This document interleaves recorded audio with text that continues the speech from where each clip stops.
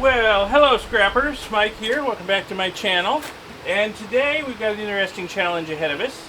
A while back my buddy Rick, who's decided to get out of the e-waste refining business for a while, sent me a bunch of stuff, including a whole bunch of keyboard Mylars, some of which are sticky. So yeah, I have 148 keyboard Mylars here. Yes, I counted them. Couldn't quite make it to 150. 148 keyboard Mylars and some miscellaneous bits and pieces of stuff here. So, keyboard Mylars, as we all know or should know, have silver traces and contacts on them. So it's really about the only part of a keyboard that's worth anything. There's usually a little tiny circuit board in there and the USB cable, and hey, that's about it. So we need to get these silver traces and contacts off the Mylar. I'll give you a close-up look at one of the Mylars before we get started. So here's a look at one of the typical keyboard Mylars. It's got a lot of silver traces on it and silver contact pads. Most keyboards, or at least a lot of them, have two pieces like this that overlay each other, and when you press a key, the contact pads touch each other. So that's how this works. So, I mean, there's not a lot of silver on each individual Mylar, but I got a lot of them here, so we'll see how much silver altogether we get out of them. Okay, so that's a typical Mylar. They're all a little different. Keyboard manufacturers, they change the designs. They don't want to get hit with patent infringement, copyright infringement, lawsuits, so they're all different. My original plan was to cut these up into strips with scissors until I realized how many there were. Then it's like, well, I really wish I had a paper shredder, but I don't. I think I'm just going to be lazy and I'm going to stick them all in this bucket and process them in this bucket. And how are we going to process them, you ask? Well, I'll tell you while I'm sticking them in the bucket. I'm going to put some distilled water in the bucket, just enough to cover all the Mylars. I'm going to wad them up a little bit so that the liquid can get between them. And then I'm going to put some nitric acid in the bucket. The nitric acid should dissolve the silver off of these in a fairly short time, although I may let it sit for a couple of days and stir it regularly with a PVC pipe just to make sure that the liquid gets in contact with everything in here. All the Mylars get treated and all the silver gets dissolved off. And then once we have the silver dissolved off the Mylars as silver nitrate, we can recover the silver from that liquid, we'll filter it, and drop the silver as silver chloride with either salt or muriatic acid, and then lime sugar method to convert it into silver, and we'll see how much silver we get. Should be an interesting exercise, see how much silver we get out of 148 keyboard Mylars. Now there are alternative ways of doing this. I've seen other people do it other ways. Some people just burn them. You know, they'll burn them and then process the ashes for silver. And I suppose you can do that, but it makes a smoky, stinky mess. It's not good for the environment or for your lungs. No, no, no. So we're going to do it this way. And in the end, we should have clean Mylars that can just go into the plastic recycling. And we're not polluting. We're getting our silver and we're being environmentally responsible about it. Okay, so let me get these all wadded up in here, and then I'll be back when I'm done. Okay, there they all are, stuffed in the bucket as best as I can. It might have been better to shred them or cut them or something, so they take up a little less space. As whole Mylars, they take up a lot of space. And it's going to take a lot of water here. This has to be distilled water or well water with no chlorine or salt in it, okay? We don't want to convert the silver in here to silver chloride yet. So we don't want any chlorine in here. So tap water's a no-no.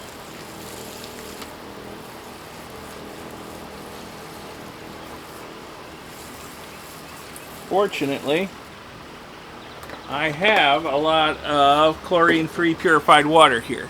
So this should work just fine for this. It's just going to take a lot of it.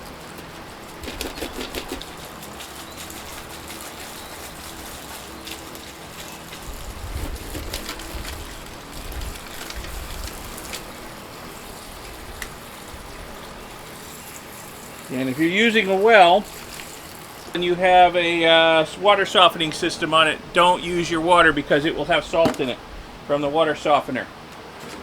Okay, so that's about 2.5 gallons of liquid in there. I don't think I want to put any more in. What I will do is I will stir this from time to time and make sure everything gets stuck underneath the liquid.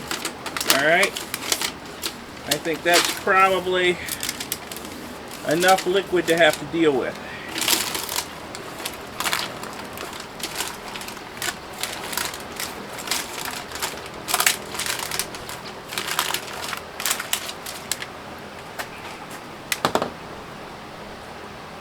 Next, we're going to put some nitric acid in. Nitric acid. I'm going to put about 200 milliliters of concentrated nitric acid in here.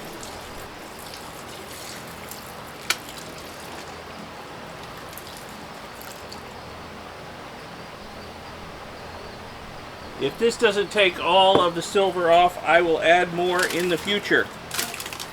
But we're just going to let this sit, and from time to time, I will stir it and make sure everything gets in touch with the liquid and has a chance to get the silver taken off by the acid. Alright? And it looks to me like the liquid's turning a little green already, so there must be a little bit of copper in there that is dissolving as well as the silver. So we're just going to cover this up and set it aside and stir it from time to time to make sure it all gets a chance to get treated. And we shall see what we shall see in a day or two. Okay, I have moved this out into the sun where the heat of the sun can help with the process. And doing a little thinking about it, I don't think I have nearly enough nitric acid in there. I did a little calculation. I wanted it to be above 5% concentration. And well, I used more water than I was planning on. So the percentage of nitric acid in there is pretty low. So I'm going to put in about another 400 milliliters of nitric acid. This should get the percentage up above 5%.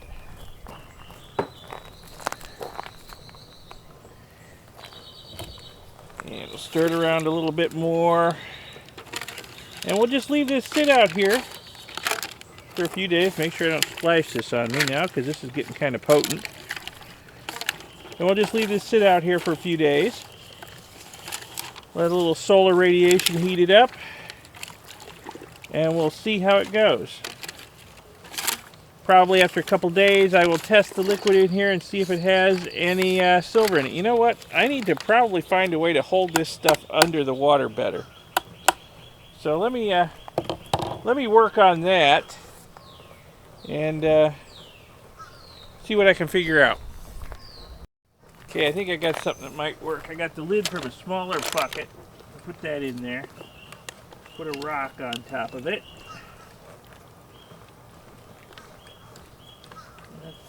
That's holding most of it down. Rearrange this stuff a little bit.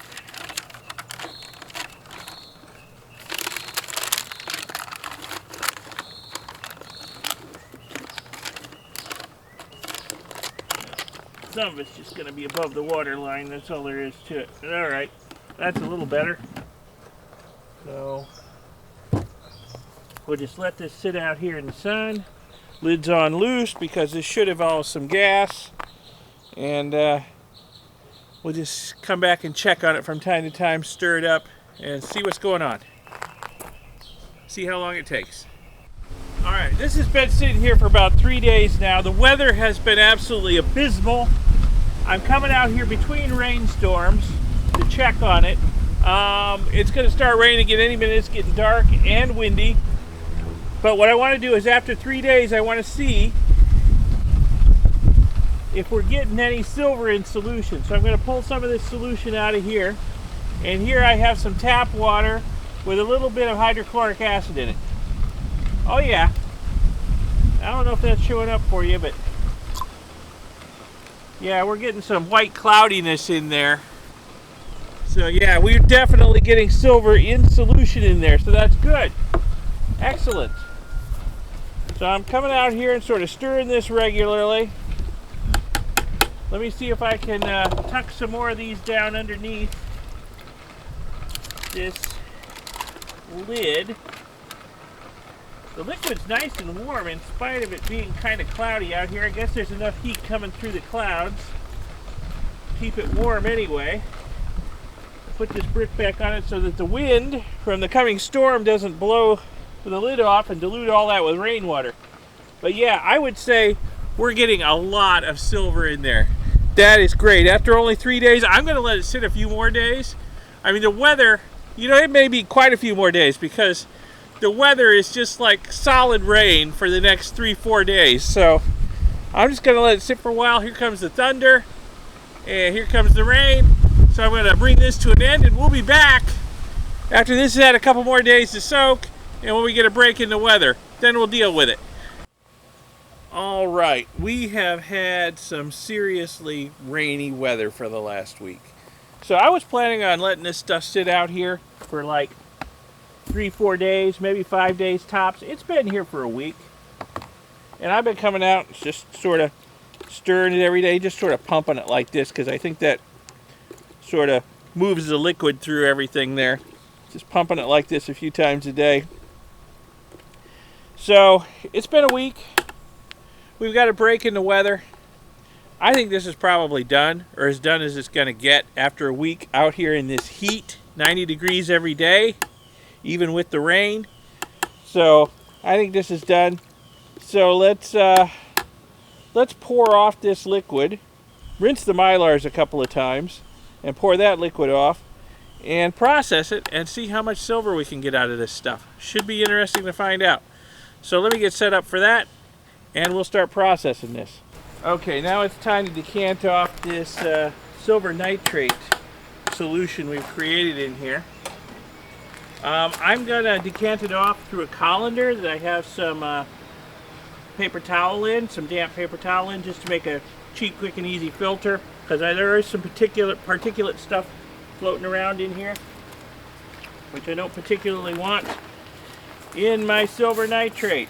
So this is distilled water, by the way.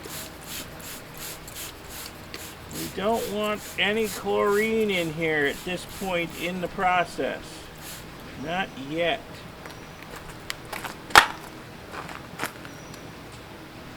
So, here we go.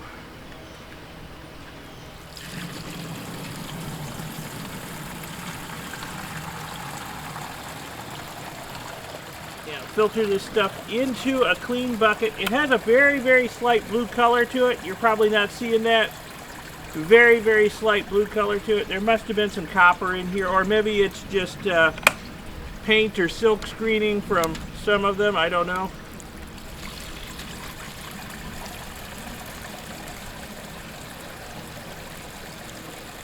Oh yeah, the filter's catching some crud too. That's nice. I want to have some nice, clean silver nitrate solution in this bucket without particulates. Uh-oh. Uh-oh.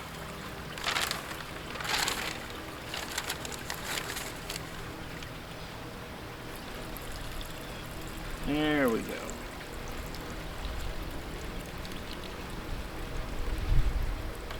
Okay. Oh yeah, the filter's caught a lot of stuff. Good. I'm going to rinse this stuff, some distilled water. Rinse it a couple of times and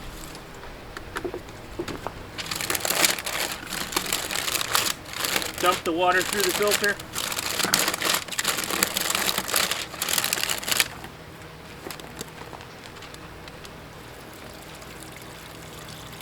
Get as much of the silver out of here as I can.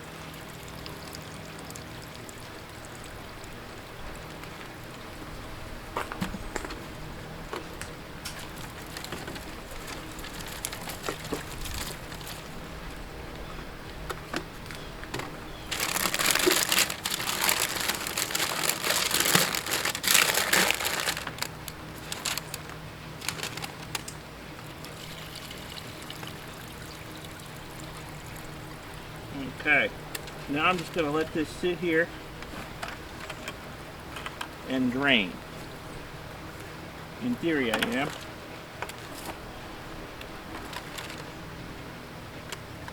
For a couple of seconds here, get as much of that pregnant solution out of there as I can. Okay.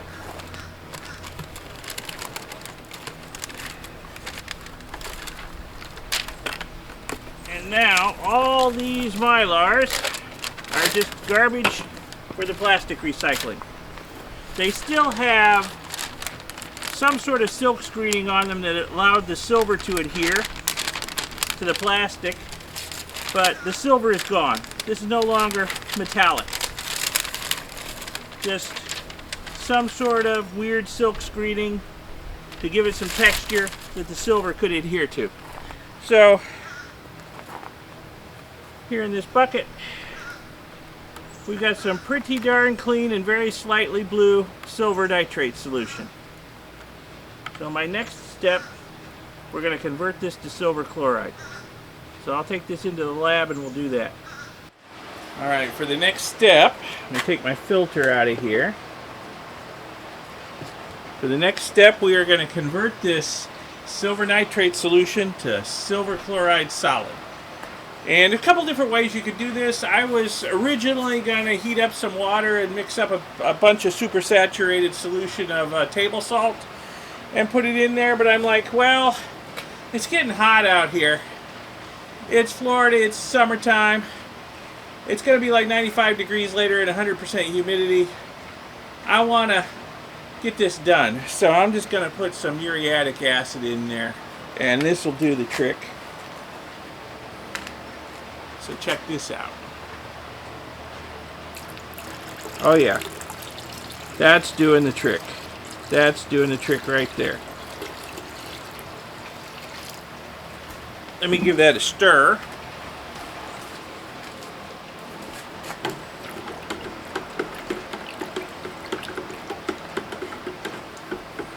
Yeah, put in a little bit more. Okay. What I'm going to do is, I'm going to let this stuff just settle until we got a fairly clear layer on top, and I'll add a little bit more acid to it. And we'll see if any more silver precipitates out. We may have plenty of acid in there already, but it's hard to tell when it's all milky white whether you're getting any more milkiness out of it. So we'll just let it settle, put a lid on it to keep it clean, and we'll check on it in a bit. Okay, this stuff's had a chance to sit and settle for about 20-30 minutes. Let's have a look. Yeah, we got some fairly clear liquid on top. So if I put another little splash of acid in, if we don't see a cloud of silver chloride, we'll know we've got enough acid in there and we've dropped all the silver. Yeah, we've dropped all the silver. It's had enough acid in it. Okay. That's good. So all our silver chloride should be on the bottom of the bucket. So I think I'm going to let this sit and settle a little while longer just to get the fine stuff out of the water column. And then I will decant off this liquid and try and leave the silver chloride in the bucket. And then we'll try and get the silver chloride into a big beaker so we can process it with the lye and sugar method to turn it into silver metal. And then we'll see how much silver we got out of all those keyboard Mylars. But I'm just going to let this sit and settle a little while longer until we have an actual clear liquid there, so I can see where the silver is when I'm decanting off the liquid. Alrighty, this stuff's had a chance to settle for a while. I got it out of the heat for a while, had a drink. So let's see if we can pour off the bulk of this liquid.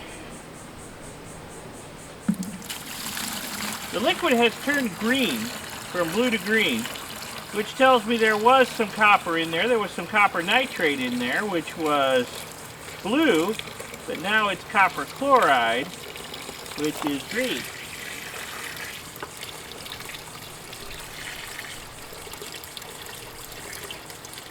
There is the silver chloride front. I don't want to pour it out. There it is, down there. Here it all is down there. Okay. Gonna lose a little bit, but really not enough to worry about, I don't think. Yep. There's our silver chloride down in there. I'm going to transfer this to a big beaker. Since I put it in a white bucket, you can see it's already some lights getting through there and it's starting to go gray, as silver chloride will, but that's okay. As we convert it over to silver metal with lye and sugar, it's going to get a lot grayer than that. Let me take this into the lab and we'll transfer that to a beaker so that we can process it. Alrighty, let's see if I can get the silver chloride out of this bucket into this big 3-liter beaker without making too much of a mess of it.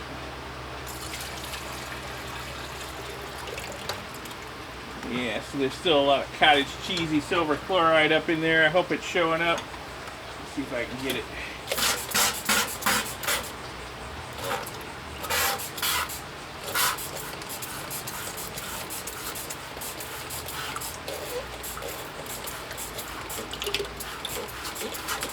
There we go. Now we're getting it. That's stuck to the bottom. All in here. Everybody into the pool. Come on. No stragglers.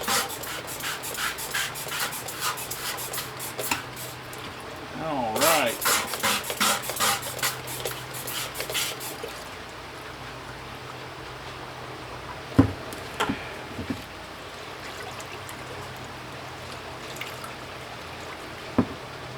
Alright, we'll let that settle. Since I don't have a watch glass handy, I'll just put that on to keep it clean. We'll let that settle. And it's already conglomerating into some cottage cheesy stuff down there. I don't know if that's showing up. Yeah. So we're getting a nice layer of the cottage cheesy stuff down there. So as that settles and clears, I will pour off this liquid. I'll give it a couple more washes. And then we'll convert it to silver metal. We decant off this fluid here, and we'll put some fresh water on it and give it a wash. I'll probably do this 2-3 times. Gonna lose a very, very small amount of the silver. It's really not enough to worry about because the liquid's staying a little milky. But you know, the bulk of it's right here. Gonna give this some washes. Hot water would be better, but I never got around to heating any, so we're just gonna wash it with this stuff. Room temperature tap water. And yeah, it's agglomerating into cottage cheese on the bottom even faster. So I'm gonna do that 3-4 times. Then we'll move on to converting that to silver metal. Okay, it's time to convert this nice clean silver chloride into silver metal. And we're going to use the lye and sugar method. So I've got some sodium hydroxide lye here. And I've got some ordinary table sugar, like you might put in your coffee. So I have several videos about doing this out there already. And I've used different methods. I've used sugar. I've used corn syrup. I've seen other people use glycerin.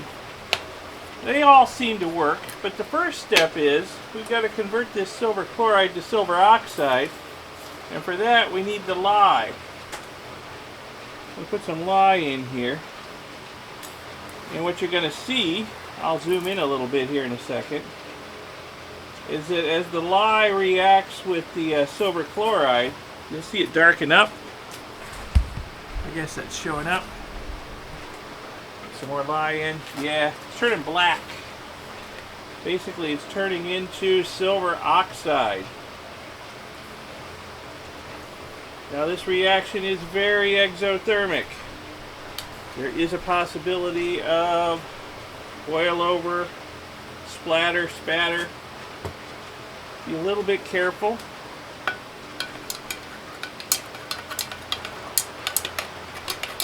Basically, you want to add lye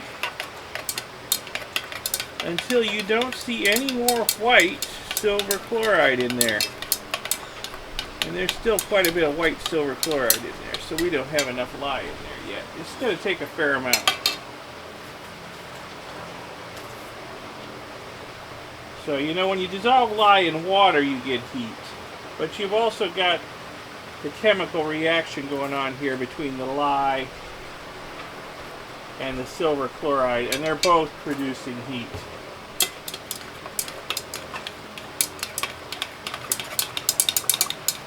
Try and break up any of those white lumps of silver chloride in there and get it down there and get it reacting.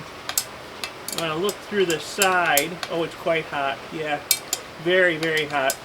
But you want to look to the side of the beaker and see if you still see white stuff in there, and I do. I still see white stuff.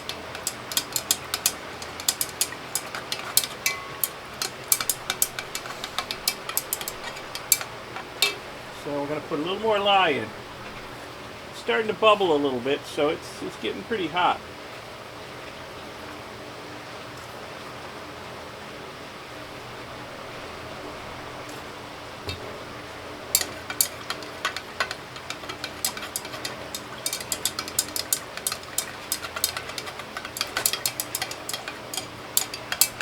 Getting a lot better. I'm seeing a lot less white in there. There's still a little bit, but yeah. There's a lump to break up.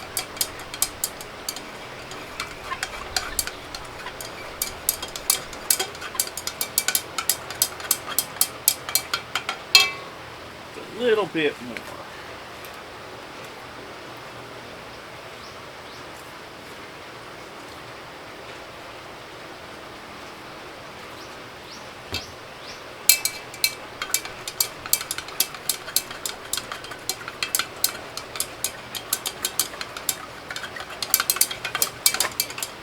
Okay, now I'm not really seeing,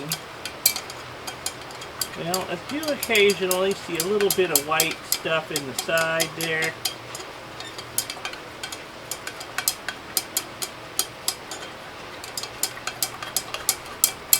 And once in a while a lump shows up that needs broken up, but when I break it up it immediately turns black. I think there's probably enough lye in here. I just got to make sure to break up any remaining lumps.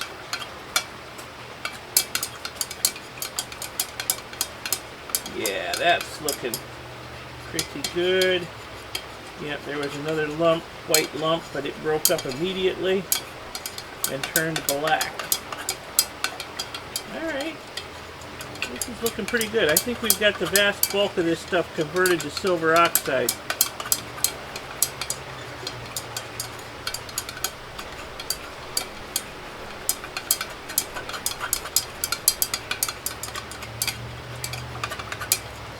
Yeah, I'm not seeing any more white stuff in there. No more white lumps.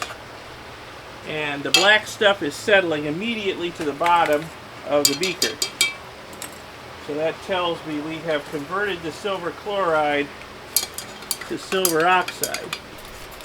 Wash any silver chloride down into the liquid.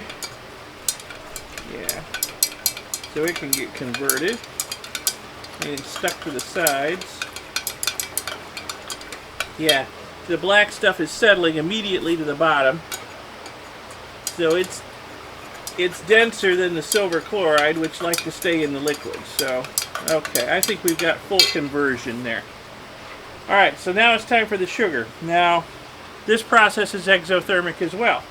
This is already very, very, very hot. So, there's a bit of a boil over potential here. I'm going to add the sugar very slowly and with lots of stirring.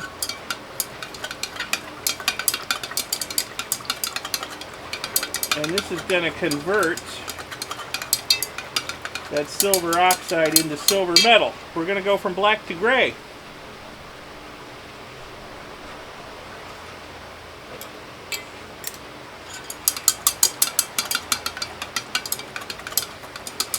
I've done this, like I said, with corn syrup, which is basically liquid sugar, fructose. And it works too. But I'll tell you what, the reaction is so instant with corn syrup. We're starting to get a mirror coating on the inside of the beaker. That's forming from the silver coming out of solution. And it's starting to turn gray in here. It's not black anymore. So yeah, we're getting a mirror finish on the inside of the beaker. That will probably go away with time. But we are definitely converting that silver oxide into silver metal, and some of it is plating itself on the inside of the beaker. But yeah, if you use corn syrup or glycerin or other liquid syrups, you got to be careful because the reaction is almost instantaneous when you put it in here, and you can get quite a violent boil over. I speak from experience. Check out my blooper reel. I know about boilovers, let me tell you. There's a few of them in that blooper reel. I'll put a link in the upper right. You can check that out if you like. But yeah, oh yeah. We are getting a bunch of silver metal on the bottom of the beaker now. It is no longer black silver oxide. It is now gray silver metal down there. And you might be thinking to yourself, if you want to do this, how much sugar do I add? When do I stop? It's not quite as cut and dried as with putting in the lye, because it's really hard to tell when you've converted all of the silver oxide to silver metal. So probably adding a little extra sugar is probably not a bad thing.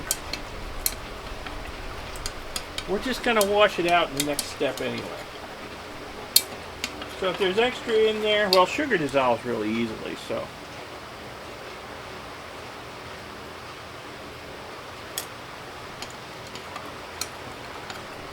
I'm thinking we've probably got about enough in there. I don't know, is that showing up? Can you see the silver in there? We now have a beaker full of wet silver metal. It's not silver oxide anymore. It's not silver chloride anymore either. We have silver metal. And I think we are pretty much done. I'm not sure we need any more sugar. Let me take a look at the bottom of the beaker, although it's very hot. Be careful. I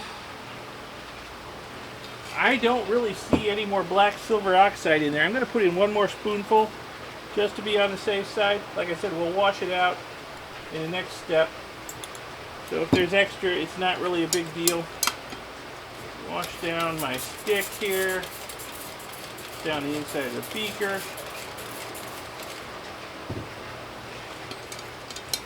And I think we are done. I think we have done a pretty good job of converting that silver chloride to silver metal. And now comes my least favorite part of the lye and sugar reaction. I've got to rinse all of this caustic, syrupy, caramelly stuff out of my silver. Ugh, pain in the butt. But it's got to be done, so we're going to add some water to it. Hot water, again, would be better, but this is going to take a lot of rinsing. And it's going to take me forever to heat up that much water. So we're just going to do it with, well, I call it room temperature. It's about 90 degrees out here, so it's fairly warm water. And let me get something to pour this liquid into, and we will rinse the silver down here until it's nice and clean, and we've just got clear water coming off of it. Okay? Well, let me do that. Okay, I've got one of my all-purpose buckets here. Drain the rinsed water into. Look at all that silver in there. I hope that's showing up. Wow. That's kind of more than I was expecting to get from those keyboard Mylars, but, you know, it always looks like a lot when it's wet and fluffy. Once we're done rinsing it and we dry it out, I'll bet the weight's not going to be all that impressive. But, yeah, we'll see what we get. Break up a few lumps. So I'm just going to rinse this stuff like, at least half a dozen times, if not more, to make sure I get all the sugar out of it. Otherwise, that'll caramelize and create carbon when I try to melt the silver, which you don't want. You want to get your silver nice and clean before you try to melt it. So I'll just do this this rinsing, like I said, about at least half a dozen times, if not more. And then we'll be back when it's done and take a close-up look at the silver we got from those keyboard Mylars. So your next question might be, how often do you have to rinse this stuff? Well, my philosophy is rinse it till you think it's done, then rinse it a couple more times just to be sure. So rinse it, let the silver settle out, pour off the rinse water. So we're just about at the end. What I'll do is, after the last rinse, I will transfer this to a smaller beaker, and we'll put it in the fume hood over low heat and dry it out so we can get a weight and see how much silver we got out of all those Mylars. After rinsing it, what I was sure was more than enough times, I washed the stuff into a smaller beaker here, losing a tiny little bit of silver on each rinse, but it's very, very fine stuff that doesn't want to settle out of the water column, so it's not going to amount to anything weight-wise. Okay. So there's our silver from the Mylars. Let's put this in the fume hood on low heat and dry it out so we can get a weight on it and see just how much is here. Okay, I've got it on low heat. I don't want it to boil and spatter and blow silver all over the inside of the fume hood, so it's on very low heat. So it's going to take a while to dry out, maybe a couple hours, but that's okay. I'm not in any hurry, and it'll only be a few seconds for you before it's done, so we'll be back when it is done. Well, there it is, all dried up. A little stuck to the sides, but all dried up. So let's pull it out and get a weight on it and see how much silver we've got here. Okay, let's see. Hopefully this will show up out here. Yeah, it shows up. Okay. So let's see what we've got here. Holy crap. Got almost an ounce of silver here. This is shocking to me. I was not expecting to get this much silver out of those keyboard Mylars, and there's still some stuck to the inside here. I gotta try and break it loose with a paintbrush. By the way, I have two different paintbrushes. This one has an S on it. The other one has a G on it. So, you know, when I'm dealing with the metal powders, you know, I don't want to contaminate my gold with silver or contaminate my silver with gold, so two different paintbrushes. There's a little helpful tip for you. Look at this, 30 grams, like right on the frickin' money. How in the world? How in the world did we get this much silver? Oh, what was it? 148 keyboard Mylars. Wow. And that's some good looking silver too, let me tell you. Holy cow. 30 grams on the dot. 30.00. Ah, the winds.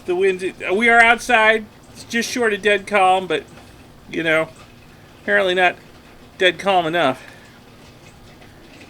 Yeah, I'm going with what it said before, 30 grams. All right. So we got 30 grams of silver, good looking silver, out of those keyboard Mylars. Thank you, Rick, for sending those to me. I was not expecting to get this much silver out of them. You know, that almost pays for the nitric acid I used. Holy cow. Yeah, I was expecting to be deep in the hole on this. You know, nitric acid's expensive, and I used a fair amount of it, but wait, an ounce of silver, well, that's almost pay for the nitric acid I used. You know, if I had gone a different way and shredded them, especially like cross shredder, if I had like a cross shredding paper shredder, I could have probably got them in a lot less liquid and extracted the silver from them. And of course, I've taught some people incinerate them and then process the ashes. That would probably be more efficient yet, because the amount of material you'd have to deal with would be a lot lower. I'd just worry about smoking up this residential neighborhood with, you know, a lot of burning plastic. Somebody will complain, so I try to keep the smoke down when I can. There have been errors in the past, mistakes, where I've smoked up the neighborhood. But anyway, thanks a lot, Rick. That's a fair amount of silver. I'll put that in my silver repository, and, you know, sooner or later I'll melt me some bars. There's almost a whole ounce right there. And well, thank you guys too for watching. This was interesting. It was kind of fun. It was kind of easy because I just left the thing sitting out in the sun for a week. Okay, that was, you know, I'll let Mother Nature do the hard work. So the rest was pretty easy. If you liked this video at all, thought it was interesting, educational, informative, inspirational, whatever, give it a like, give it a thumbs up, and subscribe to see my future videos where I will be extracting in the future more silver, gold, other precious metals from stuff. I'm doing other interesting things. You never know what I'll do. And so subscribe to see those future videos. Check out my second channel, ElectroGeek64, where there's good stuff going on there all the time. If you're at all interested in electronics or retro computers, so check that out. And I'll see you in the next video. Thanks a lot for watching this one. Thanks again, Rick. Bye.